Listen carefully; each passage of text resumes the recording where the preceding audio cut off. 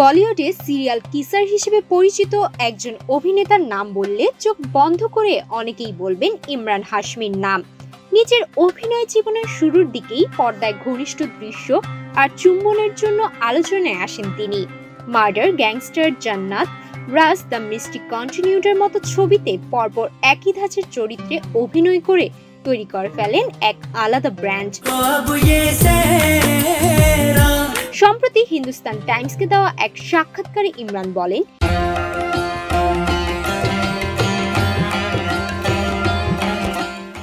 এই সিরিয়াল কিসার ট্যাগটা এখন আমার সঙ্গে এমন ভাবে মিশে গেছে যে এটা নিয়ে তর্ক করারই মানে হয় না।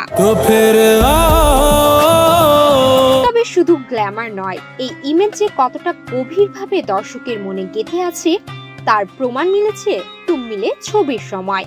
এক দৃশ্যে সোহা আলী খানের সঙ্গে অভিনয় করেছিলেন ইমরান। সে দৃশ্যে কোনো চুমু না থাকায় এক দর্শক বলেই বসেছেন, ইমরান হাশমি কি এই ছবিতে অসুস্থ ছিলেন?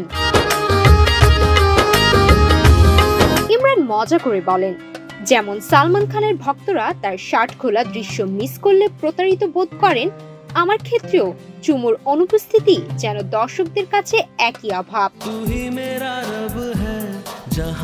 তবে এসব নিয়ে পরিবারের প্রতিক্রিয়া কেমন?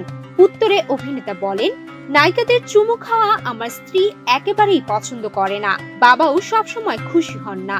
তবে তারা জানে এটাই আমাদের ক্যারিয়ারের অংশ, হয়তো ওরা পছন্দ করে না কিন্তু মেনে নিয়েছে।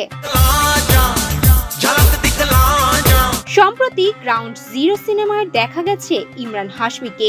এখন তিনি নিজের ইমেজ বদলেছে, নানা ঘরানার চরিত্রে অভিনয়ের দিকেই ঝুঁকছেন। সুমায়া মিতু, বাংলাদেশ প্রতিদিন।